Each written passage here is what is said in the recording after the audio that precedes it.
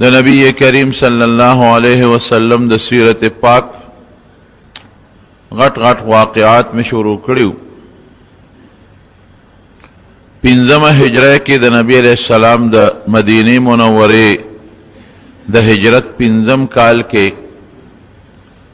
یو تاریخي لویه واقع پیښه شوې ده او مسلمان له الله لویه کامیابي ورکړې ده او یو لوی جهاد شوی دی، هغې ته غزوه خندق وایي. غزوه احزاب هم ورته وایي او غزوه خندق هم. په شوال د رکوټ اختر په میاشت کې په 15 هجره کې دا شوی دی. غزوه خندق ورته په دې وجه وایي چې نبی علیہ السلام او صحابه یو لوی خندق کنستی و د خپل دفاع دپاره. غزوه احزاب ورته ځکه وایي چې ټول کافران چې څومره یهودیان او مشرکان د مکې خلک او د ګردونوا دی د مسلمانانو خلاف یو متحده محاذ جوړ کړی. ګڼې ډلې یو ځای شو په مدینه شریفه حمله وکړه. ډلو ته احزاب وایي، حزب ډلې ته وایي، احزاب جمع ده. لویو ډلو په شریکه حمله وکړه ځکه غزوه احزاب ورته وایي. نبی کریم صلی الله علیه وسلم ته اطلاع ملو شوه چې د مکې کافران په ډېر زور او شور در روان دي او په مدینه حمله کوي. وجه د یهودیانو شرارتو. حیی ابن احتب دا د یهود لوی مشرو د بنو نذیر قبیله. یو دیو یو کنانه ابن الربیع. دا دواړه لاړل مکې مکرمه ته او د مکې کافرانې د حضور پاک خلاف بل وکړل. هغې خواسم پړه کې بغض و حسد و د حیی ابن احتب او کنانه ابن الربیع ورته ووایي چې تاسو راځئ، تاسو د باره حمله وکړئ او د دننه نه به در سره زه ملګری شم، مسلمانان به ختم کو. او بیا دا حیی ابن احتب وګرځېده. د مکې نه بهر غطفانیان اوسېدل، دا اجرتي قاتلانو. تاسو ته ما مخکې ویلي چې د مسلمانانو نه یو ځل په سازش 10 کسه بوتلل، شهیدان یې کړل. واقع مې ذکر کړې ده. بیا 10 کسان بوتلل په بیر معونه کې شهیدان کړل. اجرتي قاتلانو په پیسو به مړی کول، ډاکې به کولې، لارې به لوټ کولې او که د چا به هم سړو ته ضرورت و نو دی له به پیسې ورکړې، دا به ورسره اوچت شو. حیی ابن احتب لاړه د دې غطفانیانو چې کم سردارو هغه ته یې وی چې مونږ سره د مسلمان خلاف را پاسه او د خیبر دا د کجورو لوی وطن اوسم دی او هغه زمانه کې مو د خیبر چې څومره کجوري دي نو په کال کې به نیمې کجوري د تاسو له درکوم، نیمې به زمونږ وي، نیمې به ستاسو وي. د هغې نه ډېر لوی شی جوړېده. هر کال به زه د خیبر نیمې کجوري تاسو له درکوم. هغې تیار شو او دا یو سازش وکړو. دوی ډېر سازشیانو په مدینه شریفه کې چې اوسېدل نو د پیغمبر علیه السلام پورې به خنداګانې کولې. یو ځل یو سړی راغی، یو یهودي، او په پیغمبر علیه السلام یې سلام واچو. نو یې السلام علیک. مونږ وایو السلام علیک یا السلام علیکم. هغه وی السلام علیک. سام هلاکت او مرګ ته وایي. بی بی عایشه صدیقه ناسته وه، اپې پوه شوه او ورته غوسه شوه. وی علیکم السلام واللعنه. وی تاسو باندې د هلاکت و، په تاسو د خدای لعنتي. نبی علیہ السلام بی بی عایشه ته وی علیک بالرفق. وی عایشه نرمی کوه، سختی مه کوه. وی د الله رسوله تا ونه لیدل چې هغې درته څه ووی؟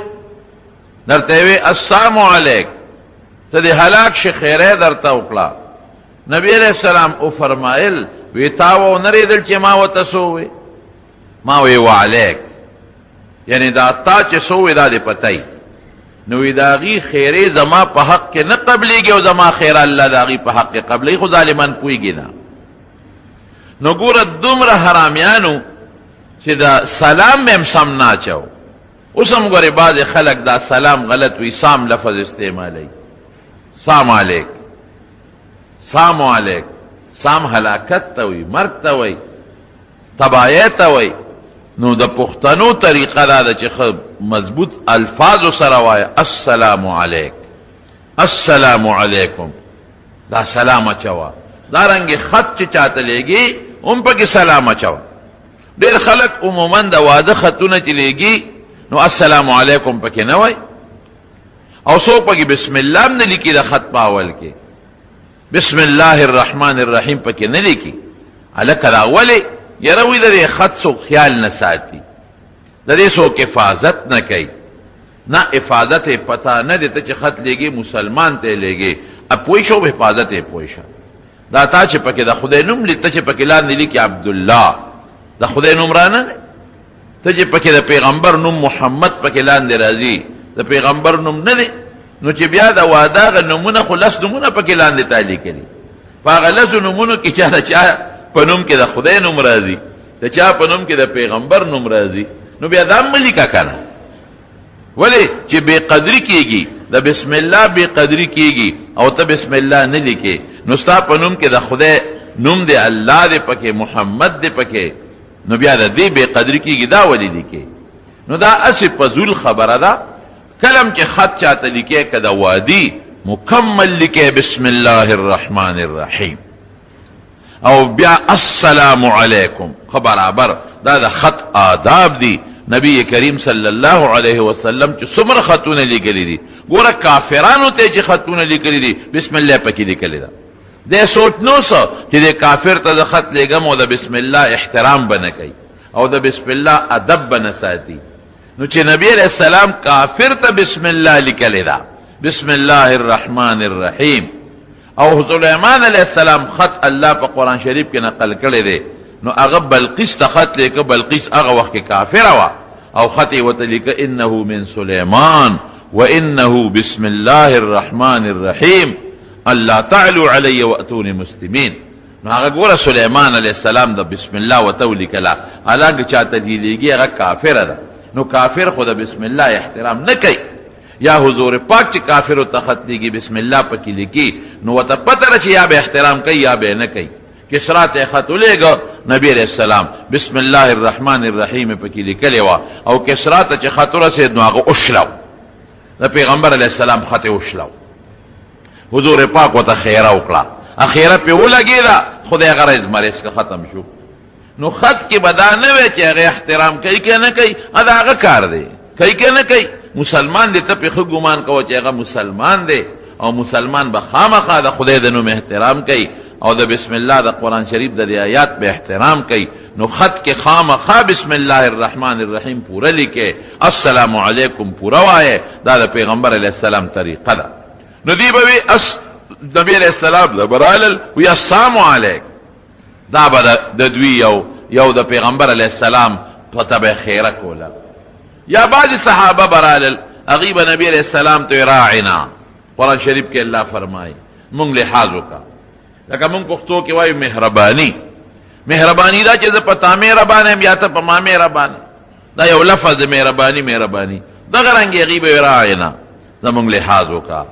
لحاظ دا دی چې مونږ ته سبق وښایه، مونږ ته قرآن وښایه، مونږ له څه شی راکړه. نو دی یهودیانو به څه وی، دوی چې به رالل نبي علیہ السلام له، نو دوی به هغې کې لږ د ځانه زیاتې وکړو، وی راعینا، دی عین له به یې لږ زور ورکړه، یې به یې پکې جوړه کړه. راعینا معنا دا چې ته زمونږ شپونکې یې،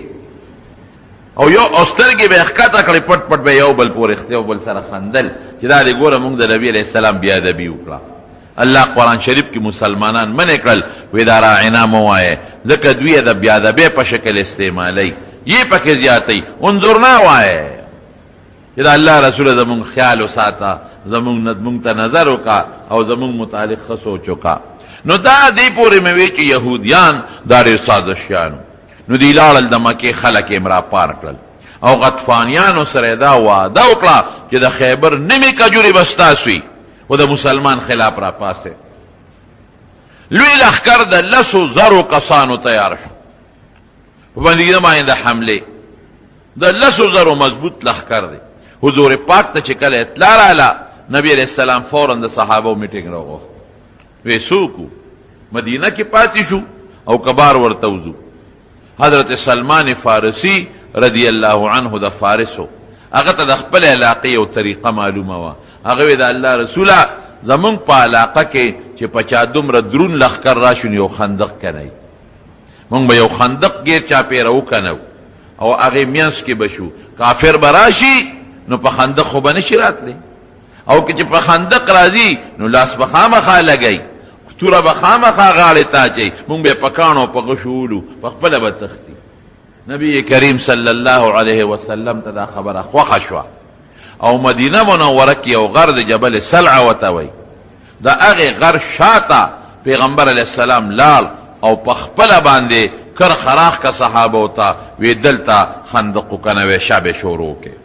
یو طرف ته غر دی جبل سلع بل طرف ته اوسم الته مساجد سبعه خمسه به ورته وی مخکې اوه جوماتونو مساجد سبعه بیا دوه روان شو نو پنځه پاتې شو مساجد خمسه اوس هغه ټول روان شوي دي زما په خیال کې درې جوماتونه پاتې دي یو بره د غر په غونډۍ په سر دی مسجد فتح ورته وایي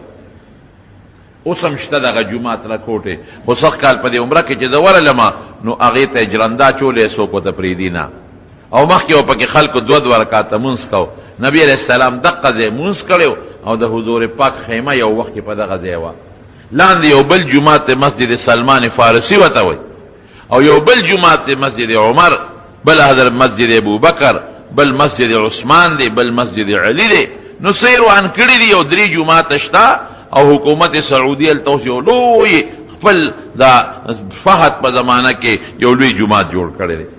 د دغې دا مساجد سبعه چې ورته وایي دا غزوه خندق دقه هلته شوی دی نو حضور پاک ورته کر خراخ کا او لسو صحابو ته لس گزه ځای حواله کو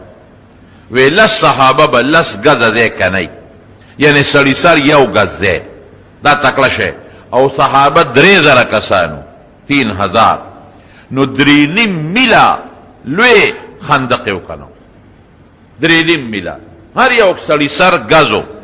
په لسو کسانو لس گزه 15 گزه جور او 15 گزه پلن دی ورته نشان واچو وی شا به تکړه شی دومره جور لښکرې او د خندق یې وکنو چې د اوبو تري پکې راووته دا اوږد خندق شو یو خوا بل خوا مخامخ غاټ خندق او شاته غر دی او صحابه کرام چې څومره دا په دغه د خندق او د غر په دامینس کې دیره شو دا خندق په 6 ورځې کې تیار شو 6 ورځې کې دننه او دومره په تکلیف تیار شو د درته نشم ویلې ځکه یخني و په دغه ورځو په مدینه منوره کې انتهایی هوا به لګېده او صحابه وږي مو ډېر زیات نو دی غریبانانو په دې خېټو پورې کاڼې تړلې هر صحابي خېټې پورې د لوګي د لاسه کاڼې تړلې او نبی کریم صلی الله علیه وسلم 2 کاڼې تړلې د لوګي د لاسه حضرت جابر رضی الله عنه وی چې مې وکتل پیغمبر علیه السلام ته د لوګي آثار مې پکې معلوم کړل وی ټینګ نشم مې چې د الله رسول اجازت راکې او پټې له کور ته ورځم وی لاړ شه وی چې کور ته لاړم بیبي ته مې بیبي ښځې حضور پاک باندې مې لوګه ولیده قسم په خدای که صبرې دی شم ټینګ نشم ډېر وږی دی نورو یو کاڼې تړلې دی او حضور پاک 2 کاڼې تړلې دي ته خوراک څه شته که نشته وی ښځې راته وی چې دغه وړه چیلوکۍ د کور کې ولاړه ده د کورنۍ ساتلې چیلوکۍ ده وړه غوندې پټېنۍ بوهیمه او دا لږ غوندې یو ساع وربشې دي یو ساع 3.5 کیلو دي 3.5 کیلو دا وربشې دي وی مې چې خلاصې وکړه ته دا وربشې وړکه میچن باندې او ویې غږه او زه دا چیلوکۍ لالومه او نبی علیه السلام به پټ غوندې راوغواړمه د یو 2 کسانو سره نو دا ډوډۍ به وخورو وی چې ډېره ښه ده وی ښځې مې زر هغه وربشې میچن کړې وړې کړلې او وی ما هغه چیلوکۍ پټېنۍ چیلوکۍ دا مې لاله کړه او سرمن مې ته وویسته او غوښه مې ټوټې کړه وی ما غوښه په خپله ووینځله صفا مې کړه او په کټوۍ کې مې واچوله او یې ښځه مې لګیا ده هغه وړه اغږي وی ما ته زه را روان شم وی ښځه راته وایي چې سړیه ګوره ډېر خلک رانه وایي او نبی علیه السلام ګورې سخي دی هسې نه ګڼ کسان راولي نو پویه کا ورته ووایه چې صاحب دومره وړه دي او دومره خوراک دی چې او ورته دا مه وایه چې یو ته راشه یو دوه درې کسه ځان سره بس راوله مې چې ډېره ښه ده وی چې رالم حضور پاک مبارک ته مې عرض وکړه چې د الله رسوله یو وړه غوندې کورنۍ چیلوکۍ ده ما لاله کړه غوښه مې کټوۍ کې واچوله او ښځې مې 3.5 کیلو یو ساع بیا ورته هغه زمانه کې وې دا کیلوګان نو 3.5 کیلو یو ساع هغه غله ده هغه مې ښځې اوړه کړل نو یو ته راشه یو دوه درې کسان ځان سره چې هغه ډوډۍ وخورئ وی حضور پاک ما ته وی چې دا خو ډېر شی دی دا خو لږ نه دي دا خو ډېر شی دی او وی اواز یې وکړه ای د خندق خلکو راځئ جابر دعوت کړی دی ټول راځئ وی زه مخکې شومه او په منډه لاړم کور ته او داسې شومه چې ما وی چې زه خود شرمېږم حیا راځي زه خو شرمېږم حیا راځي ځکه چې څوک ډوډۍ راولې او ډوډۍ نی نو دا خو غټه بېعزتي ده دا به څه کېږي وی ښځې ته مې وی چې ښځې نبي علیه السلام خو ټول د خندق خلک راوستل 3,000 کسان دي خو یې ټول راوستل وی ښځه مې هوښیاره وه وی ما ته وی تا ورته ال ویلی دی چې څومره شی دی وی مې چې او ما ورته ووی چې وړه چیلوکۍ ده او دغه 3.5 کیلو یو ساعه د غله ده وی چې ال دی ورته ویلی دی نو پروا مه ساته دا اوس زمونږ میلمانه نه دي دا د نبي علیه السلام میلمانه دي هغه راغوښتي دي نو اوس که وله ډوډۍ پوره کوي او که نه پوره کوي زمونږ دغې سره زه زویمه وی چې کله یې زه رخصتولم وی حضور پاک راته وفرمایل چې ښځې ته دې ووایه چې لا ډوډۍ نه پخوي زه درځم زما مخکې به پخوي او کټوۍ هم لا ده نغري نه مه کوزوې زه به درځم وی چې څنګه نبي علیه السلام راغی وی ما ته وی کټوۍ د کم دی د مې صاحب دغه د په نغري پرته ده وی لاړې مبارکې پکې تو کړلې یاره زه ویم دا صحابه څونه خوش قسمت و هغه خوراکونه خېټو ته تللي دي چې په کومو کې د رسول الله مبارک لاړې شاملې دي څومره مبارک خلق دی بعضې خلک اوس هم صحابو پسې بدرد وایي دا سپېره خلق دی دا د پیغمبر دشمنه خلق دی زما دوستانو پسې چې څوک کنځل کوي دی ما سره بغضي چې زه یې خوښ یم زما دوستان مې هم خوښي نو چې د چا الله خوښي د خدای رسول به یې خوښي او چې د چا د خدای رسول سره مینئ د خدای د رسول دوستانو سره به یې مینئ چې هغه صحابه کرام قسم دی چې دوی څونه محنت کړی دا دین خو موږ ته د دې د مخه را رسېدلی دی که دې دا محنت نه وی کړی دا خواري نه وه کړی دا کوششونه یې نه وی کړی تاسو ته ما تېره جمعه مخکې جمعه د احد قصه وکړه د بدر مې درته وکړه بیر معونه په داسې حالتونو کې چې د غریبانانو ډوډۍ به نه وه جامې به یې نه وي شلېدلې جامې به یې وي او د دې دین دپاره هغوی څومره مشقتونه جهادونه او څومره محنت وکړو موږ ته تیاران وړی را رسېدلې ده نو صحابو پسې نبی علیه السلام فرمایي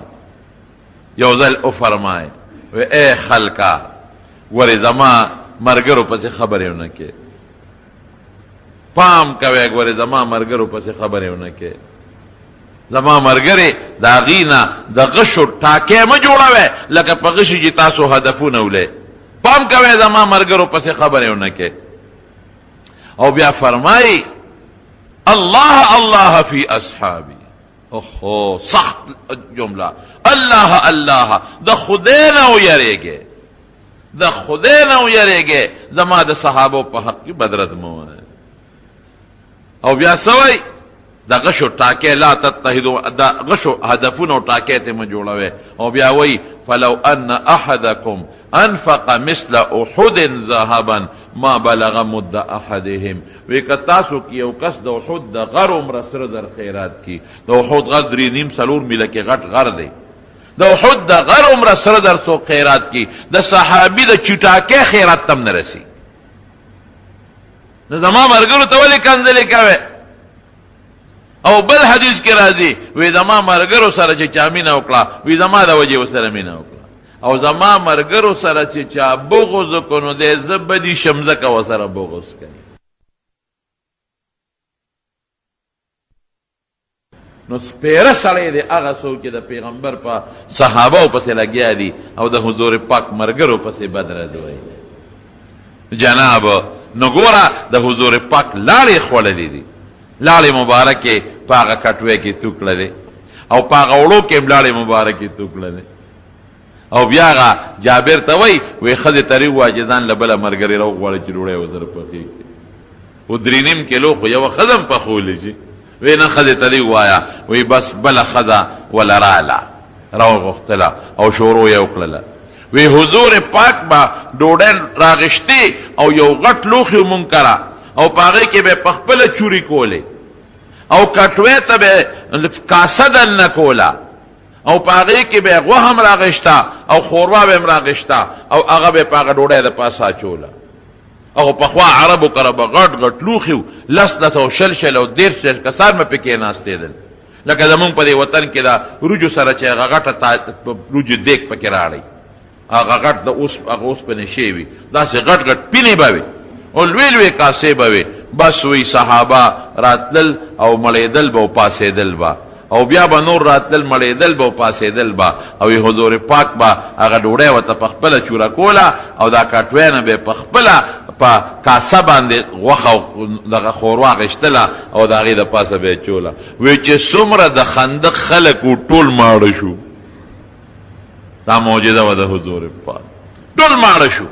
او قسم د حضرت جابر وی بخاری جلد ثانی کې راځي کتاب المغازی کې وی حضرت جابر وی ټول ماړه شو. وی زمونږ تنور هغسې ډوډۍ راغورځولې ډوډۍ پکې پخې دی او وی کټوۍ هم هغسې جوشېدله چې څه پکې هم هغسې پخېدله. دا یو معجزه ښکاره شوه. وی دویمه یو معجزه بله ښکاره شوه. خندق چې کله کنستېده وی نبی علیه السلام په خپله را سره لګیا دی کار کوي. خلک وایي که نه وی اسلام کې د مزدور ته پخنه، اسلام کې چې کوم د مزدور قدر دی، نبی علیه السلام په خپله لګیا دی مزدوري کوي. د دنیا یو بادشاه به نه نوښی چې مزدور سره بیلچه راوالي. نن د دنیا دا چې کم خلق لګیا دی د لیبر ډی مناوئ او د مزدور ورځې مناوئ، پاک ورځ به لږه بیلچې راوالي او یا پکې هغه دغه د کر ورځ شي نو یو بوټی به چېته نوکران به ورته بوټی م راوالي او ځمکه به م وله وکنې بیرچی به له پوټۍ غوندې ورکړي او پوټۍ خاوره به ور واچوي. نبی کریم صلی الله علیه وسلم په خپله لګیا دی مزدورانو سره خدمت کوي او ملی تړلې ده. یو صحابي وی قسم په خدای چې د حضور پاک خېټه مبارکه مې ولیدله وی دوړې پې د پاسه پرتې وي، غبار ګرد و غبار پې پاسه پروت دی او یو ځای کې یو چټان راغی، یو سخته تله ځمکه وه. وی مونږ پې وسې کولې خو نه میده کېدله. وی نبي علیه السلام ته مو الوې چې د الله رسوله داسې یو ترړه راله، یو کلکه چټان دی مضبوط او نه ماتېږي، څه ورسره وکړو. وی زه درلم. وی لږ ساعت پس حضور پاک مبارک راغی. وی چې راغې نو ګینتري یو چته کړه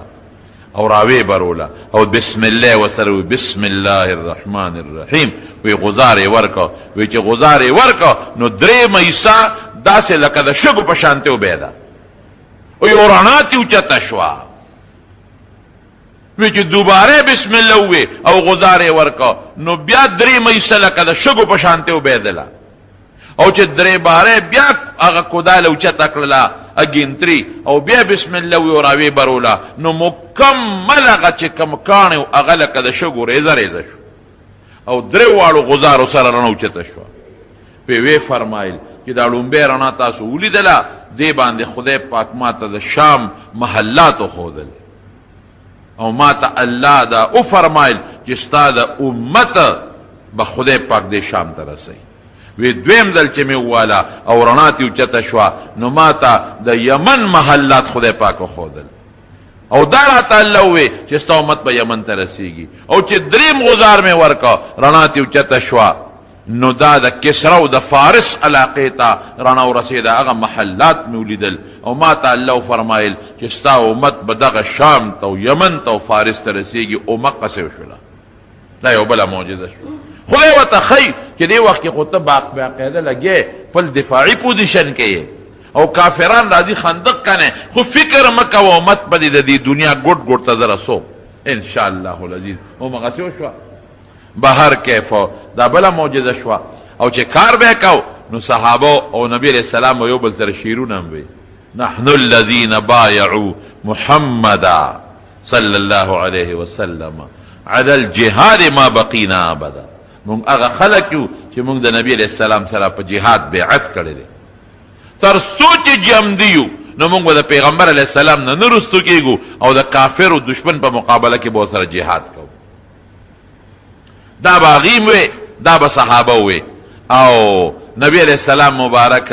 باور سلام کله کله لګیو او دی بم وي تنور شیرونم دی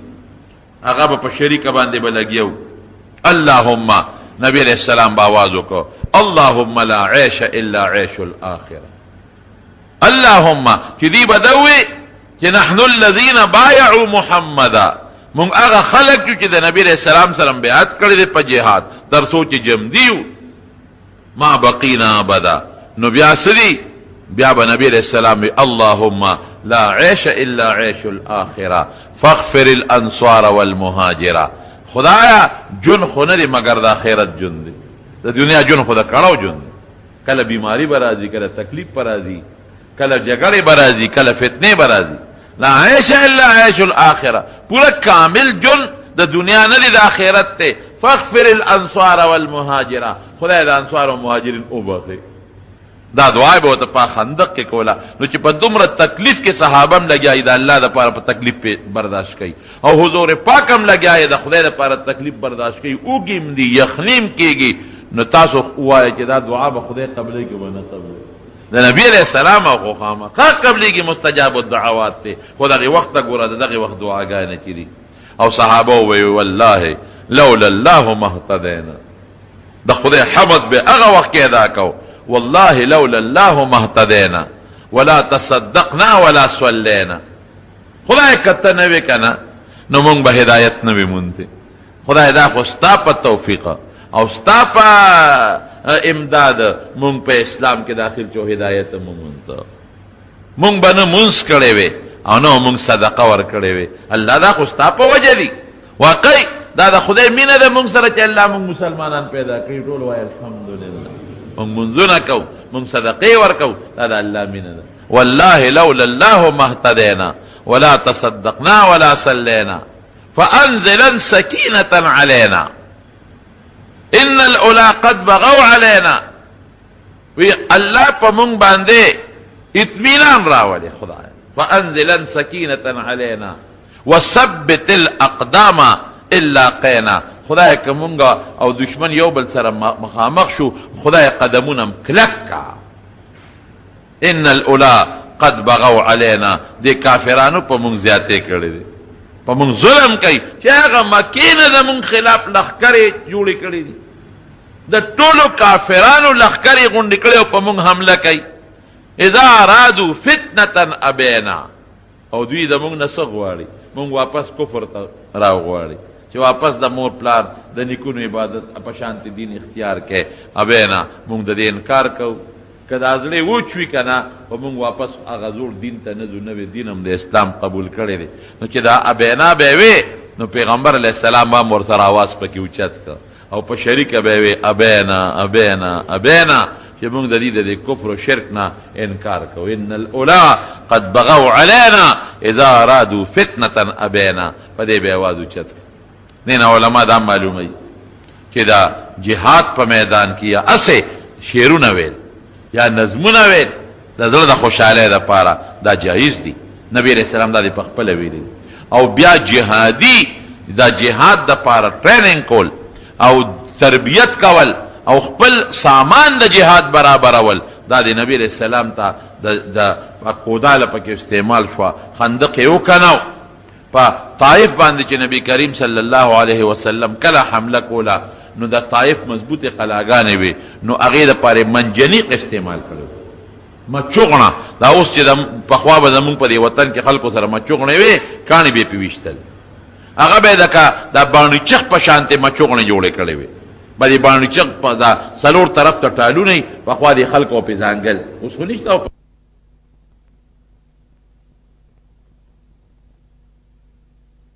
نو اوس لکه دې زمانه کې توپ استعمالول شي یا ټانک استعمالول شي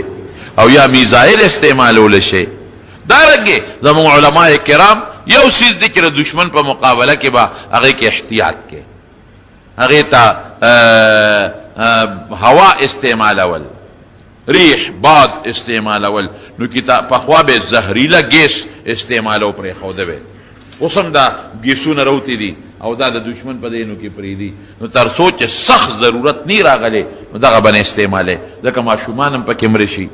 او زنانم پکې مړ شي او بوډاګانم پکې مړ شي اب نه استعماله تر سوچ سخت ضرورت نه راغله او باقی دې زمانہ کې توپ شو ټینک شو میزایل شو د استعمالول شي دا صحابه کرام خپل دفاعي ساز سامان نبی کریم صلی الله علیه وسلم په خپل استعمال کړی او قرآن شریف کې بل الله فرمایي واعدوا لهم ما استطعتم من قوه چې تاسو د کافر په مقابله کې خپل طاقت خو مضبوط طاقت برابر کې نه مارونو نن د مسلمان څونه تعداد دی مسلمان نن د کافر نه زیات دی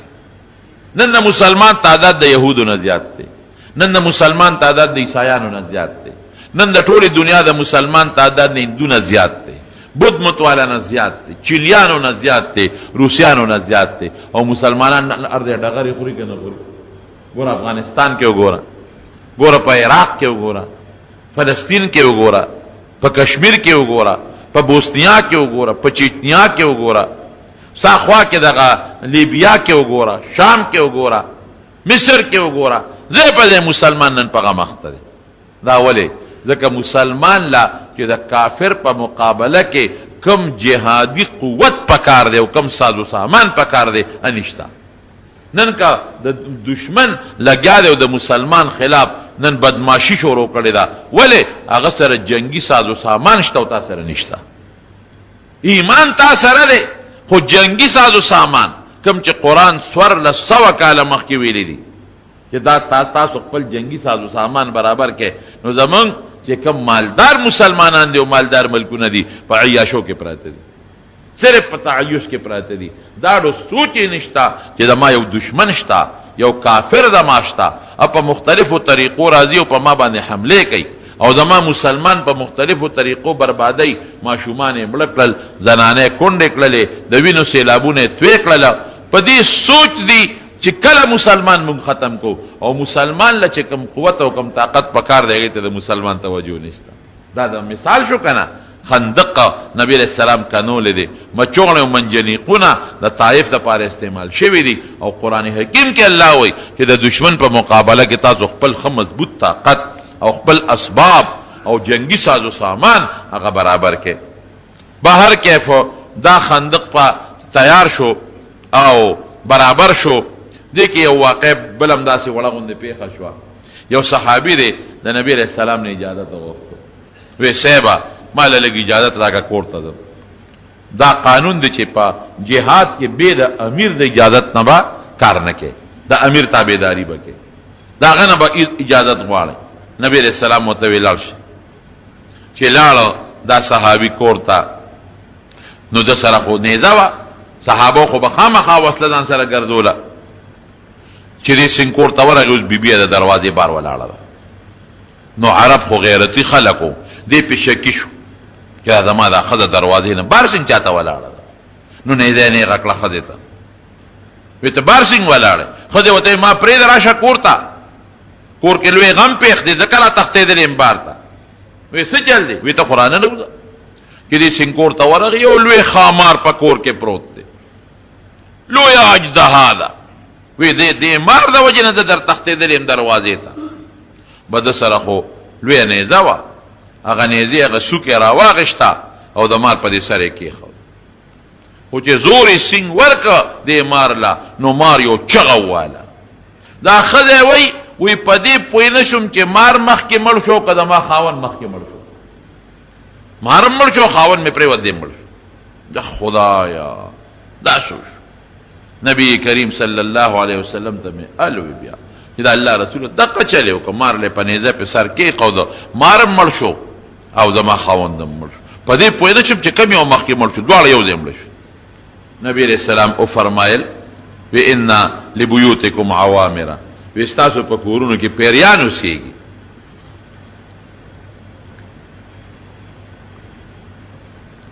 ستاسو کورونو کې پیریان اوسیږي او مدینه منوره کې ګوره پیریان ډیر دي هر قسمه پیریان پکې شته مسلمانان هم پکې شته د نبی علیہ السلام نه دین زده کوي او کافران هم پکې شته لکه څنګه چې مدینه منوره کې منافقین دي او یهودیان دي دارنګې په دې کافرو په دې پیریانو کې شته مسلمانان پکې شته انګریزان پکې شته یهودیان پکې شته مشرکان پکې شته هندوان پکې دي قسم قسم نو چې تاسو کلم کور ته دننه کېږئ او مارم پکې ولیده تحریج پې وکړئ تحریج څه معنا داسې ورته ووایه احرج علیکن ان تخرجن من بیتي تاسو زما د کور وځئ دا ورته ووایه یا د نوح علیه السلام او د سلیمان علیه السلام عهد ورته پیش کړئ اسألکن بعهد نوح و سلیمان ان تخرجن من بیتی یا پښتو کې داسې ورته ووایه چې د نوح علیه السلام او د سلیمان علیه السلام عهد درته مخکې کوم زما د کور وځئ دا ورته خامخه ووایه ځکه نوح علیه السلام چې کله کشتۍ ته خته ځان سره ماران هم خېجولي د هر جنس د حیواناتو له یو ځان سره خېجولي نو د هغې نه یې وعده غشتې ده زما اولاد ته به ضرر نه رسوي او سلیمان علیه السلام خو په هر چا حکومتو نو هغه هم د دې پیریانو نه وعده غشتې را چې تاسو مسلمان ته ضرر نه رسوي نو دا ورته ور یاد کړئ ورته ووایې چې په عهد د نوح علیه السلام او د سلیمان علیه السلام د تا نه دا سوال کوم چې زما د کور وځه نو که پیری خو غیب بشي او که پیری غیب نشو نو پته به ولګي چې دا پیری نه دی بیا یې مړ کا کور کې د مار ولید نو سمدستي پې اواز مه کوه دا اواز ولله اول ورکه په خبره خو ورسېدی که نه که غیب شو خو ښه پخه که غیب نشو که پیری خو غیب بشي او که پیری نو او غیب نشو نو بیا به ماری بیا مړ به هر کیفو دا خندق صحابه کرامو په شپږ ورځې کې پوره که سره د نبی کریم صلی الله علیه وسلم خو چې خندق سنگ پوره شو نو د لسو زرو لښکر راورسېد 10,000 کافرانو لږ نه دي ډېر زیات دي ښځې ځان سره روستي دي تورې او نیزې او خان او په ډېر لوی جوش کې رالل په داسې جوش کې رالل چې د مدینې منافقان په یره کې پرېوتل قرآن شریف کې الله فرمایي اذ جاؤوکم من فوقکم ومن اسفل منکم د مدینې نه په هر طرف حمله وکړه دې خو سازش و چې په مختلفو طرفونو په څلورو طرفونو به مونږ په مدینه حمله کوو ازداد ذکر شو فوق و اسفل استیعاب ته مراد هر طرف نه حمله وکړه بره لاندې هر طرف نه حمله وکړه او دې مطلب و چې مسلمانان به ختم کو پرېږدوی نه بس نه اذ زاغت الابصار د منافقینو سترګې کیرې بیرې شو چې دا خو پکې مونږ بروسو ولبلغت القلوب الحناجر او دا زړونه مرۍ ته راورسېدل هلکه ویړه مې د خولې له راغی وړه خولې له نه راځي لیکن دا هغه د تنګش او د تکلیف په وخت کې خلک دا محاوره استعمالوي وړونه خولې له رالل وتظنون بالله الظنون او په خدای هم بدګمانۍ شروع کړې دا منافقانو بدګمانۍ شروع کړې چې خدای پاک خو وی چې زه به د پیغمبر امداد کوم امداد خو یې ورسره ونه که هنالک ابتلی المؤمنون وزلزلوا زلزالا شدیدا قرآن شریف کې الله فرمایي په مسلمانانو ازمایش راغی دا یو ازمایش دی اوس ګوره ازمایش سي کله په مسلمان سخته راځي کله نرمه راځي کله بیماری راځي کله روغ صحت راځي کله مړی راځي کله ماشوم پیدا کېږي دا ټول ازمایشونه دي کله چې په خوشحالۍ کې د خدای حمد ادا کوې او که نه ادا کوې او که تکلیف او غم دله راغی نو ته په هغې کې خدای یادې او که نه یادې غم او تکلیف کې به هم خدای نه یادې او په خوشحالۍ کې به هم خدای یادې او چې کوم مسلمانانو کامل هغې وي هذا ما وعدنا الله دا وي هغه دی چې موږ سره خدای او رسول وعده کړی و وصدق الله ورسوله او خدای او رسول رښتیا ویلي دي هغې باندې نو ګبراهټ نو وما زادهم الا ایمانا و تسلیما د هغې ایمان نورم مضبوط شو د پیغمبر علیه السلام تابعداري د هغې نورم کلکه شو رالل کافران د احد خوا کې خیمې خښې کړې او په دې سوچ دي چې بس په مدینه د هر طرف نه حمله ده او نن به موږ مسلمان ختمو خو چې رالل خندق یې ولید حق بک حیران شو اوخو داسې دي مسلمانان خو په مدینه کې نشته هغې خو د خندق او د غر په میانځ کې دیره دي او یو طرف ته غر دی په هغې هم نشو راختی بل طرف ته خندق دی اوس به څه کوو به دقسې به راتلل او د خندق په خوا کې په دیره کېدل د خندق نه خو راپورې وتې نه شو 15 ګزه پلن او 15 ګزه جور خندق دی اوس به څه کېږي ولې چې په خندق راځي او کوزیږي او مسلمان ورته ولاړ دی هغه یې پکاڼي دا په دا سر ولي او که خندق له راځي او را کوزیږي او راخیږي نو مسلمان ولاړ دی غشې ورسره دی په دا غشې یې ولي صاحب شل ورځې یا یوم میاشت دا کافران دقلته دی رو او په دې سوچ کې دي چې موږ څنګه مسلمان ختم کو هغه حیی ابن احتب چې کم د بنو نذیر سردار و یهودي هغه لاړ د بنو قریظه او یهودو پسې د بنو قریظه یهودیان په مدینه کې اوسېدل هغې ته ویې روځې د مسلمان خلاف د بنو قریظه چې کوم مشر و کعب ابن اسد هغه چې ده ته وکتل حیی ابن اخطب ته نو دروازه یې ورته بنده کړه حیی ابن اخطب ورغې دروازه یې ورته ووهله وی کعبه د دنیا کافر مې راغونډ کړي دی او نن مسلمان ختمو روځې هغه کعب ابن اسد یهودي ورته وی حیی ته وی زه سپېره وی دا مخ دې د سپېرو دی او وی خیر دې نه دی راوړی شر دې راله راوړی دی هغه وی خیر مې راوړی دی نن به مسلمان ختمو پرېږدو یې نه د دنیا دشمن مې غطفانیان او د مکې خلک ټول راغونډ کړي دي کعب ابن اسد ورته وی قسم په خدای چې ما د پیغمبر علیه السلام سره وعده کړې ده او ما په وعده کې ډېر باوفا مونته دی او ما ډېر رښتونی مونته دی د خدای روی ونیسه او زه مونږ په ارام پرېږده خیر دی ورته لګیا هغه یې مجبور چې را مجبور یې که نو بنو قریظه او یهودیانو خپل عهد مات که راووتل نبی علیه السلام ته چا وی چې د بنو قریظه او یهودیان مې ملګري شو لکه د بار نه دشمن را شو د تورنګزو خپل خلک هم ملګري شي نو نبی هم ډېر خفه شو نو درې صحابه ولېږل وی تاسو لاړ چې سعد ابن معاذ رضی الله عنه او سعد ابن عباده رضی الله عنه او عبدالله ابن رواحه رضی الله عنه وی د دې خبرې ما تحقیق وکړې ځکه چې د بنو قریظه سره زموږ معاهده ده نو چې رښتیا هغوی معاهده ماته کړې ده او که نه دا درې واړه لاړل خو حضور پاک ورته وی چې واپس راشئ د خلکو مخکې به ماته نه وایې اصله دا مسلمانان غریبانان اونړقي اونه یریږي چې د بار نم راغلل او د کلي نم زموږ خلاف لښکر تیار شو دوی چې درې واړه لاړل واپس رالل نو حضور پاک ته پټ الوي په اشارو یې ورته وی صاحب خپله وعده ماته کړې ده بعد عهدي کړې ده د بنو قریظه یهودیان او اغیم دا کافرو ملګري شو ډېر زیات نبی علیه السلام خفه شو په دې هم خفه شو چې دا یهودیان ولې د ما خلاف دونه سازشونه کوي څه چل شوی دی ما سره خو یې لیکل کړي دي وعده یې را سره کړې ده څه لاړل را باندې لښکرې را واچولې او سره د مدینې دې دا چې دي نو دوی دننه راووتل دا به څه کېږي خدا ډېر پیغمبر علیه السلام پریشانه او یو ورځ داسې مضبوط جنګ وشو داسې مضبوط چې نبی علیه السلام د ماسپښین لمونځ هم ونه کړ د مازدیګر یې ونه کړ د ماښام یې ونه کړ د ماسخوتن هم ډېر وخت تېر دی حضرت عمر فاروق رضی الله عنه راغی نبی علیه السلام ته وی صاحب ما خو مونځ نه دی کړی وی والله ان صلیت ما هم نه دی کړی قسم دی که ما هم کړی وی ځای چې دوی چې دا مونځ وکړو نو پیغمبر علیه السلام په دغه ورځ ډېره سخته خیره ورته وکړه وی یا الله د کافرو کورونه او قبرونه د اور نه ډک کړې خدای د کافرو کورونه او قبرونه د اور نه ډک کړې مونږ خو یې د مانځه نه منې کړو خصوصا د مازدیګر مونځ یې راباندې قضا کړ مازدیګر مونږ ډېر اهمیت لري نو بیا اول د ماسپښین مونځ وکړو قضا بیا د مازدیګر مونځ قضا وکړو بیا د ماښام مونځ قضا وکړو او بیا د ماسخوتن مونځ قضا وکړو یو کافرو عمرو ابن عبد هغه راغی او هغه په څه طریقه یو ځای کې دا خندق لږ تنګ و نو اسې روز غلو په خندق را پورې وت او چې را پورې وت نو اعلان یې وکړ مقابلې له راشي حضرت علی رضی الله عنه میدان ته ورغی ورته وی څوک یې وی زه علیم وی نه ستا مرګ زه نه خوښوم ته کشر یې څوک مشر را میدان ته کا علي صاحب ورته وی زه د مرګ خوښوم زه کشر یم خو زه د مرګ خوښوم نو دا عبد عمر دی ورته د اسنه دا عمرو ابن عبد د اسنه ورته کوز شو چې کوز شو کوزېدو سره دا ډېر بدماشو کوزېدو سره په حضرت علي غزارو په توره علي صاحب سره ډال و ځان یې بچ که سر یې لږ زخمي شو او نور بچ شو خو چې سنګ د غزار وکړه او علي صاحب بیا توره اوچته کړه او غزار یې داسې مضبوط ورکړه چې هغه د اوسپنې زغره اچولې وه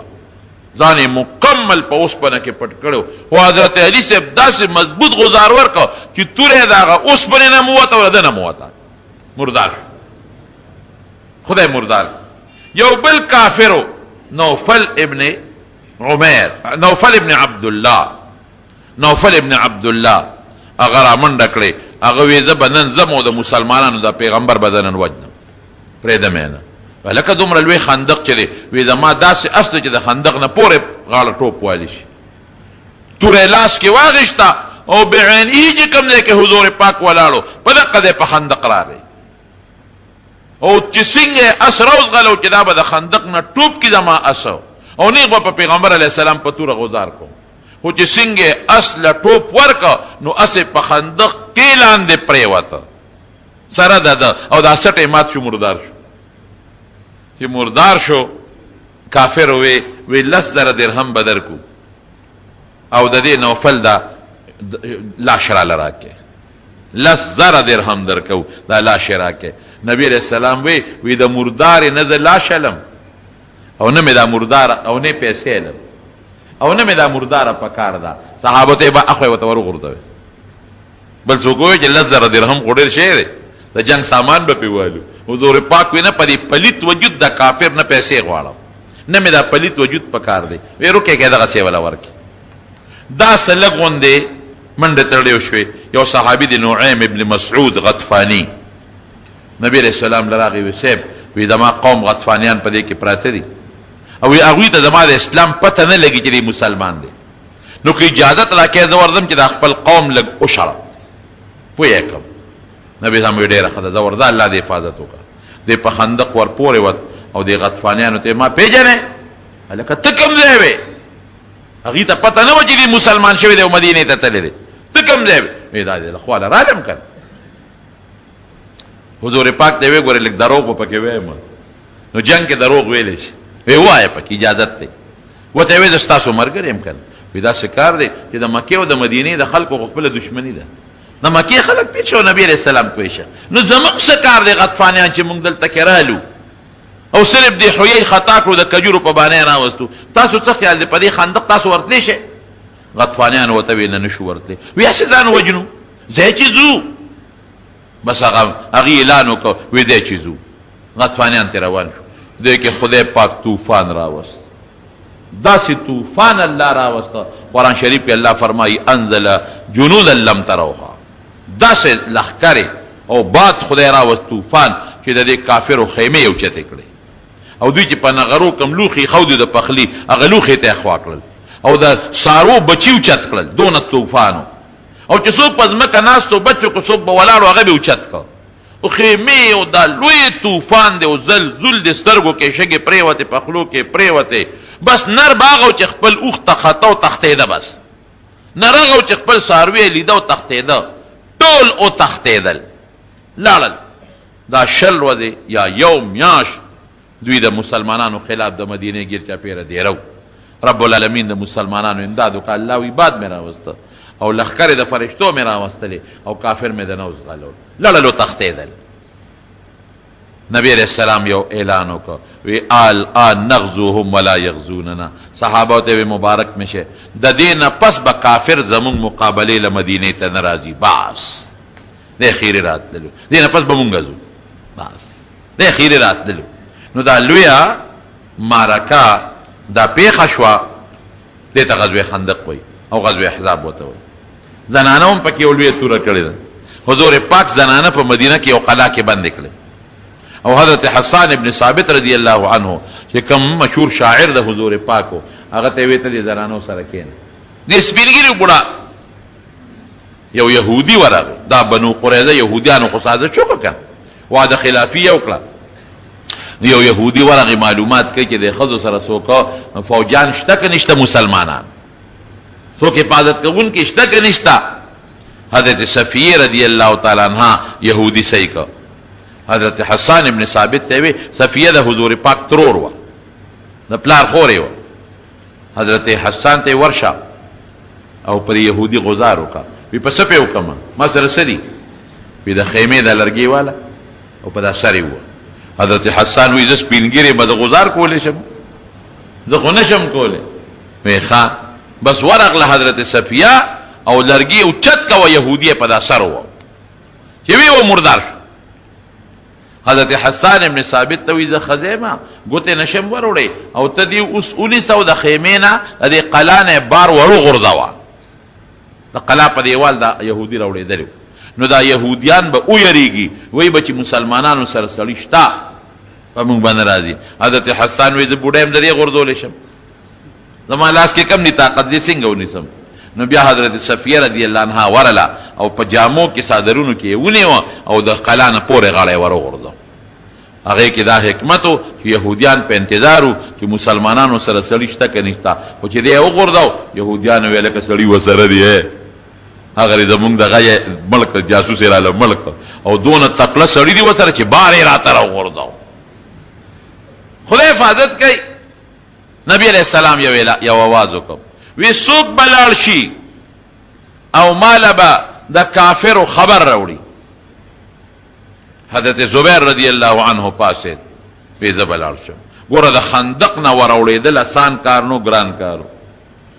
نبی علیہ السلام بیا آواز وکړ وی څوک به لاړ شي چې ماله د کافرو خبر راوړي خندق نه ورپورې وځي. بیا زبیر پاسید د حضور پاک د ترور زوی بیا کېناسته بیا آواز وکړي څوک به لاړ شي چې ماله د کافرو خبر راوړي. زبیر بیا پاسید. نبی علیہ السلام وی لکل نبی حواری و حواری الزبیر وی د هر پیغمبر یو خاص امدادګری ملګری وي او زما امدادګری ملګری حضرت زبیر دی او د دنه پیغمبر علیہ السلام یو انعام یې وله ورکړ ناشنا انعام. هغه انعام څه دی؟ وی فداک ابي و امي وی ای زبیره زما مور و پلار تانه قربان. نو دی لاړ د خندق نه ور او ځان الله به د حفاظت کوي. د خندق نه ور وړېده او د کافرانو په منځ کې چکر ولګاو او بیا راغی او نبی علیہ السلام ته ټول حال وی. یو موقع کې بیا فرمایل وی څوک شته چې په خندق ورپورې وځي او زما له خبر راوړي. حضرت حذیفه ابن الیمان رضی الله عنه پاسید وی صاحب دا کار به زه وکړم. ګوره آسان کار خو نه دی. وی ښځه ورځه پې وی الله به د حفاظت کوي. خو حذیفه ګورې سبکې نه بس ماله به صرف اطلاع راوړي چې د هغوی څه حالت دی. حذیفه ابن الیمان وی ورلم وی پکې ګرځېدم اړو چا لیدم نه. وی ابو سفیان چې کوم د کافرو مشر سردار دی وی دې مې خوا کې وی ما وی چې غشي باندې دا سر ولم چې بس مړ شي. وی د حضور پاک خبره را یاده شوه چې ګورې سبکې نه. وی ابو سفیان لګیو ملګرو ته چې زیات چیزو دې دوړو خو غرق کړو. سترګې م د خاورو ډکې شوې خولم د خاورو ډکه شوه او اورونه هغه چې کم اورونه بل کړي د خوراک دپاره هغه اورونه زول یوړل او خیمې پې وسوځولې او قوم رانه وتښتېد غطفانیان وتښتېدل بس دې چیزو خیمې غونډوې. دی راغی حضور پاک دی الوې وی صاحب سړي دې په تېښته دي قوم په منډه دی. وی ابو سفیان خو مې د غشي لاندې شو مې چې مړ کومې خو وی تاسو وی چې سبا زیاتی کار نه کوې نو وی پرې مې ښود. وی ښه دې وکړل. الله د مسلمانانو مضبوط مدد وکړه په دې جنگ کې او ګټه خدای پاک مسلمان له ورکړه. مضبوطه ګټه رب العالمین مسلمان له ورکړه او ټول کافر خدای پاک د زول او د باد په ذریعه باندې واپس وتښتول مکې ته. هغه خندق ډېره موده و بیا ورو بند شو. اوس خندق نشته. هغې ما یو ځای کې تاریخي بنیاد باندې هم یو سړي نه مې تپوس هم وکړ. مخکې یو دل تللی وم یو بوډا بابا تسبیح او دا دغې خرڅول په ګاډي باندې. مې بابا ته د کوم ځای؟ وایي زه د مدینې یم. ما وی هغه خندق ځای درته معلوم دی چې هغه کوم ځای کې؟ نو مخامخ یو سپایي ولاړو په سړک د پاسه. وی هغه شورتۍ والا هغوی سپۍ د شورته وایي. وی هغه شورتۍ والا یینې وی دا د خندق نښه ده سړک پې د پاسه جوړ دی. چې کوم ځای کې دا مین روډ روان دی دا ټول په هغه خندق د پاسه دی او خوا کې جبل سلعه ده. په دغې غر کې یو غار هم ما په خپله هغه غار لیدلی دی. په هغه غر کې شته نبی علیہ السلام به عموما د شپې لاړ هغې کې به آرام کو او دمه به یې کوله. سخت تکلیف و صحابو ته نبی کریم صلی الله علیه وسلم ته دا تکلیفات برداشت کړل. خدای ولا فتح ورکړه نصرت یې ورکړه. موږ دې کې رونو دې خبرې ته مې اشاره ده چې مسلمان باندې به تکلیف خامخا راځي. ګوره الله یو جبریل علیه السلام وزر باندې غون عادیان غرق کړل غون سمودیان په یو چغه پې غرق کړل. دلته هم داسې کولی شو لیکن دې کې د الله حکمت و. ګوري مسلمان آزمائش پہ کوي دا الله لار کې تاسو څه قرباني ورکوي که نه ورکوي. او بل دې کې دا حکمت و چې داسې د اهل مکه خدای نه تباه کول، ځکه الله هم دې خلکو ته بیا وروستو هدایت ور نصیب کړ. دغه ابو سفیان رضی الله عنه چې په احد کې د کافرانو سردارو، په خندق کې د کافرانو سردارو، دا خدای مسلمان کړ. هغه د ابو جهل زوی عکرمه رضی الله عنه چې په بدر کې او په احد کې د کافرو لوی سپسالارو، خدای مسلمان کړ. هغه خالد ابن ولید رضی الله عنه چې په احد کې د مسلمان خلاف سخت جنگ وکړ او د اسونو د رسالې سپسالارو، هغه خدای پاک مسلمان کړ. دا اکثریت کافران دا خدای پاک بیا مسلمانان کړل. دا الله پاک دا حکمت رونو دغه صحابه دي دین لپاره لوی قرباني ورکړل. خود رسول الله صلی الله علیه وسلم مبارک زندگی ټوله د قربانونو ډکه، ټوله د قربانونو اسانه خبره نه ده. په دغه قربانو دا دین مونږ ته راورسېده. اوس د دین حفاظت خو مونږ کوو کنه. بس نبی علیہ السلام مبارک خپله ډیوټي پوره کړې ده، صحابه خپله ډیوټي پوره کړې ده. اوس دا دین دا به مونږ محفوظ ساتو، دا دین به امت ته مونږ رسو، د دې دین ابیاري په مونږ باندې ده، او دا دین امت ته دعوت او تبلیغ او دین رسول د دې دین دفاع کول دا زمونږ ذمہ داری ده. دا به اوس مونږ کوو. رب العالمین دې د حضور پاک راوړلی دین، راوړلی شوي دین ټول امت ته ورسوي، او الله دې زمونږه ناراضي شي. خدای پاک د مسلمانانو اتفاق نصیب کی. او څومره کافران چې نن د مسلمان خلاف برسر پیکار دي، رب ذوالجلال دې ذلیل او رسوا کی. خدای دې ذلیل او رسوا کی، خدای دې ذلیل او رسوا کی. الله ته زمونږ د مجاهدینو حفاظت وکړي، خدای زمونږ د مسلمانانو حفاظت وکړي، خدای زمونږ د مسلمانانو اتفاق نصیب کړي. پروردگار زمونږ د وطن او ټول اسلامي ملکونه په دین او په اسلام آباد کړي او ته اتفاق نصیب کړي. مریضانو دپاره دعا وکړئ چې الله شفا ورکړي. یو مریض دی په هسپتال کې، زمونږ یو ملګری د جمع د دې عمردو د هغه والد صاحب دی، هارټ اټیک ورته شوی دی. دعا ورته وکړئ چې الله ولې شفا ورکړي، الله روغ صحت یې نصیب کړي. یو بل ملګری د هغې کور کې مریضان دی، الله دې ولې شفا ورکړي. یو بل دوست بچی نشته، دعا ورته وکړئ چې الله تعالی ولې نارینه اولاد ورکړي. زمونږ د باغیشا لالا دی کور والا وفات شوي، دعا وکړئ چې الله مغفرت نصیب کړي. د آخرت لوی سفر الله د راحت او د خوشحالو کړي. د چا مردگان وفات دي خدای دې ټولو بخي، الله دې زمونږ نه راضي شي. خدای پاک زمونږ په زړه کې د دین رڼا واچوي، او خدای پاک زمونږ مشران ټولو بخي، او الله تعالی دې زمونږ نه د دنیا او د آخر خیر او برکت ته الله مونږ له راکړي، او د دنیا او د آخر د فتنو او د غمونو او د آفتونو نه رب العالمین په امن کې وساتي. د چام چې اولاد نی خدای د نارینه اولاد ورکړي. چاته څه مشکلات وي خدای مشکلات پریشانه او ټینشنونو په خوشحالو باندې بدل کړي. رب ذوالجلال ته زمونږ نه راضي شي، خدای ته زمونږ نه راضي شي، خدای ته زمونږ ګناهونه معاف کړي، خدای جنت الفردوس هم نصیب کړي، خدای د ځنکدن او د قبر د عذاب نه مو ساتي، خدای د رسول الله صلی الله علیه وسلم محبت هم رګونو کې واچوي، خدای د هغې تابعداري هم نصیبه کړي. رب العالمین د هغې د جنډې لاندې جنت ته بوتلی کړي، د هغې د مبارک لاس د حوض کوثر به هم نصیب کړي. د حاضر جمع کې چې د چا په زړه کې څه حاجت وي خدای ته حاجت پوره کړي. الله که څوک بې روزګاره دی خدای د حلال روزګار یې نصیب کړي. خدای که د چا تنخواه ده پکې برکت ولا واچوي، څوک زمینداري کوي په رزق کې برکت واچوي، او څوک نوکری نشته او روزګار یې نشته ته ولا ښه روزګار ورکړي پروردګاره. ته زمونږ نه راضي شي. وصلی الله تعالی علی خیر خلقه محمد وآله وصحبه اجمعین برحمتک یا ارحم الراحمین.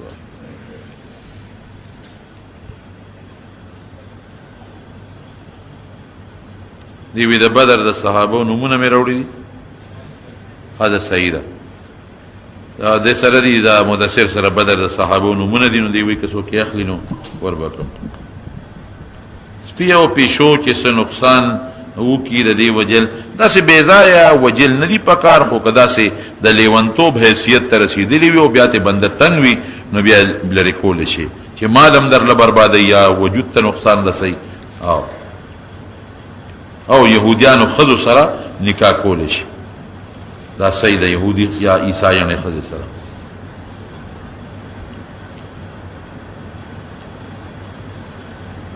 ځان له د امامت خبره ده، او د ماما ځان له بیا د دې مسلې تپوس وکړه. ښه د امام مطالعه چا تپوس کړی